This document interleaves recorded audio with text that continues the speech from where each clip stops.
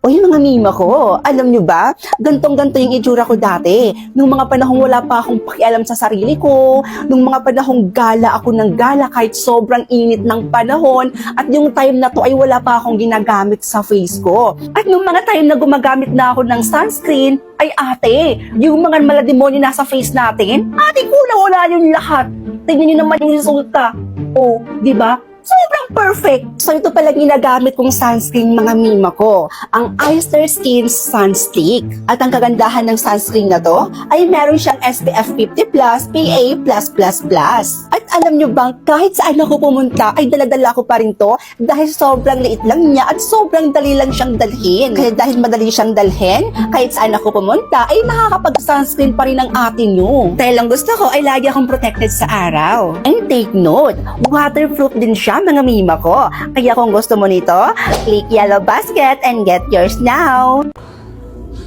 Hindi ako papayag. Gagantihan ko kayo. Hintayin nyo lang. Hintayin nyo ang karma nyo. Girl, I'm here. Pisting yawa! Akala ko nakasuot ka na ng gown. Kasal mo ngayon, girl. Bakit hindi ka pa nakapagbihis? Ikaw dapat ang magbihis ngayon. Dahil ngayong araw na to, may susugurin at kakalbuhin tayong babae. Alam mo, hindi kita maintindihang babae, Kay. Ikaw, bigkaon bahog bilat. Akala ko ba pinaghandaan mo itong kasal mo, tapos ngayon hindi ka sisipot? Hindi talaga. Hindi ako sisipot dahil yung lalaking mapapangasawa ko, niloloko lang ako. Tapos anong gagawin ko? Tutuloy ako? Magpapakasal ako doon sa manlolokong yon? Ang tagal nagkasakit ni James sa hospital. Walang time yun magloko. Yun na nga eh. Ito, tingnan mo to. Tingnan mo yan. 5 beses na yan siyang nakitang may ibang kasamang babae. Totoo nga. Kaya halika na. Samahan mo ako dahil susugurin natin yung babaeng yon. Ang panunugod ay para lang sa mga babaeng walang class. Meron ako naiisip na paraan kung totoo ngang niloloko ka ng James na yon. Salamat, Carla, ha? Kahit pa paano, naging satisfied ako dun sa ginawa natin. Hinakot ko talaga lahat ng kilala kong influencer para ma-share yung post natin. And as of now, meron ng 24,000 likes at 14,000 shares na yung post natin. Sirang-sira na siya sa social media. Naririnig mo ba yung sarili mo, James? May pruweba ako. At kahit anong gawin mong pakiusap, hindi ko i-delete yung post na yon. Yun na lang kasi yung tanging paraan para makaganti ako sa inyo. Sa inyo ng babae mong mukhang bilat.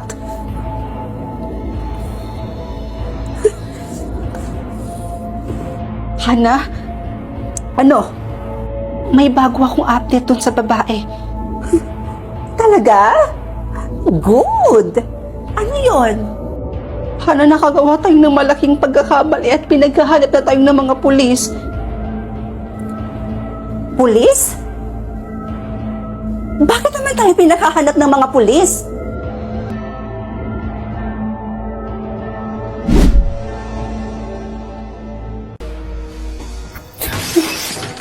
Ikaw na lintik na bulag ka. Aray ko.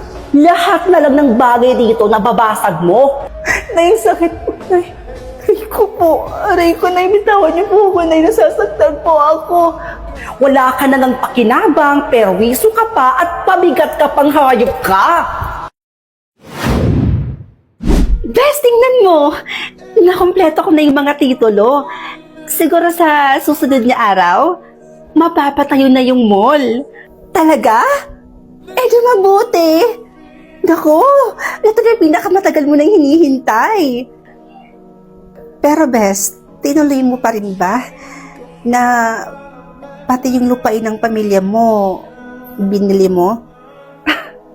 Oo naman. Diba yun naman talaga yung plano ko mula umpisa pa lang? Nabilhin ang mga lupain nila, nang manirahan sila sa kalsada at maranasan nila yung ginawa nila sa akin. Sa totoosin nga, kulang pa nga yun eh.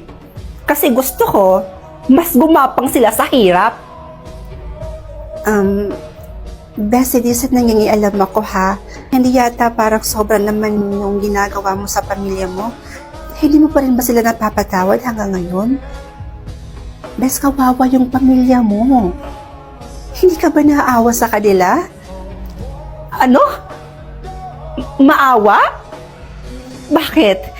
Ha? Naawa ba sila sa akin doon? Hindi. Pinagtabuyan nila ako.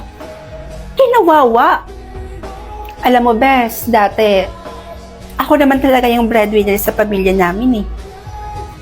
Lahat. Financial, lahat ng tulong ibinigay ko na sa kanila. Halos wala na nga akong itira sa sarili ko eh. Sa kagustuhan kong mabigyan ko lang sila ng magandang buhay. Pero anong isinukli nila? Simula nung na-aksidente ako, simula nung nabulag ako, sino nalapitan ko? Wala. Dahil yung pamilyang inaasahan ko na tutulong sa akin, nasan sila? Pinagtabuyan nila ako.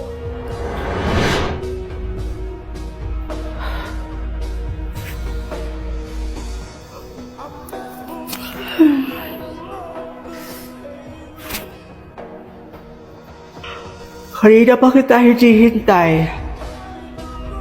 Tanda-tanda ko na. Pinupuyat mo pa ako. Nay, sorry po ah. Nag-OT po kasi kami ngayon sa mall. Nag-overtime kami dahil holiday po ngayon at marami pong tao.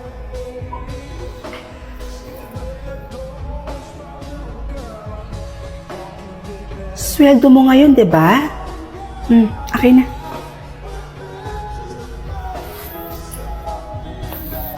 Nay, nag-withdraw na ako ng perang sakto lang po para sa atin. Ito po yung para sa kuryente, tubig, at para sa pagkain po. Ito po, Nay. Kuryente, tubig. O anak, pambayad lang to ng kuryente at tubig. Asa naman yung allowance ko? Alam nga namang anak, ito lang yung ibibigay mo. Nay, pwede po bang sa susunod na lang po? Sakto lang po kasi yung perang ni-withdraw ko, tsaka Kailangan ko rin po ng perang panggastos. eh, ang dami-dami pa nga niyan. Akin Nay. na nga yan.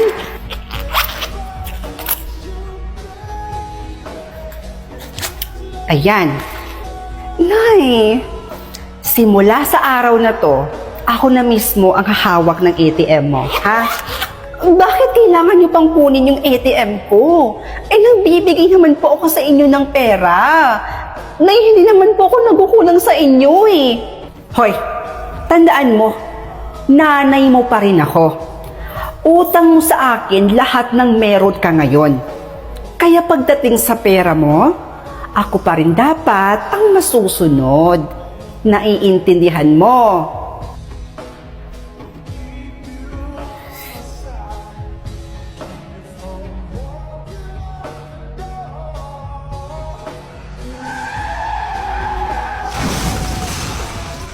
Mrs., pasensya po pero tuluyan na pong nabulag ang anak ninyo dahil po sa malalang aksidenteng nangyari po sa anak ninyo. Nay? Nay, anong ulam natin? Aba, ang lakas naman yata ng loob mo maghanap ng ulam. Bakit? May ibinigay ka bang pera sa akin pambili ng ulam mo? Eh lahat nga ng ipon mo sa pagpapagamot mo lang napunta. Dahil sa katangahan mo. Alam mo kung hindi ka lang naman nagpakatanga at nagpakasagasa? Eh di sana ang ganda ng buhay natin ngayon. Kaya mag-ulam ka ng asin.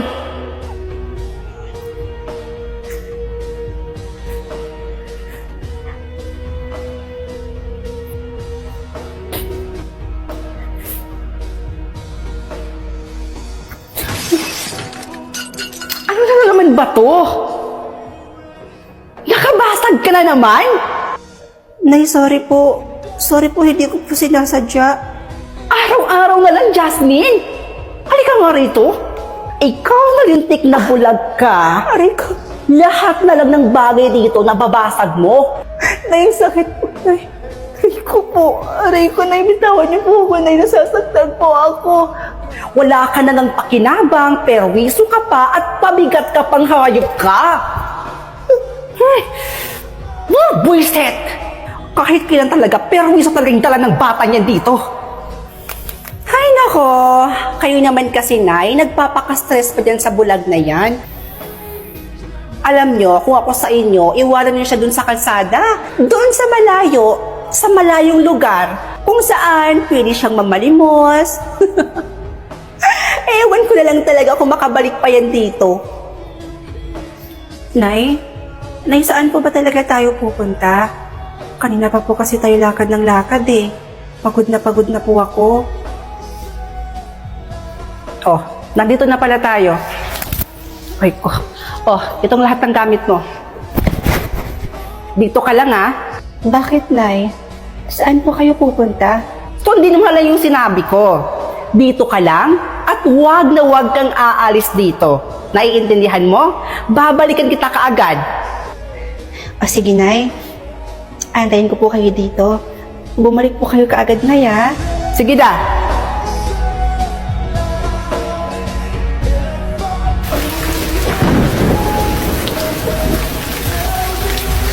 Nay! Nay! Nay, nasa na po ba kayo?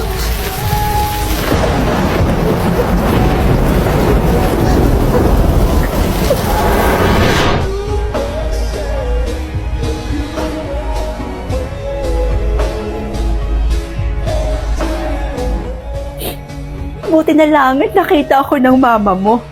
Dahil kung hindi, hanggang ngayon, palabi-labi pa rin ako sa kalsada. Baka hanggang ngayon, hindi ko alam kung buhay pa ba ako.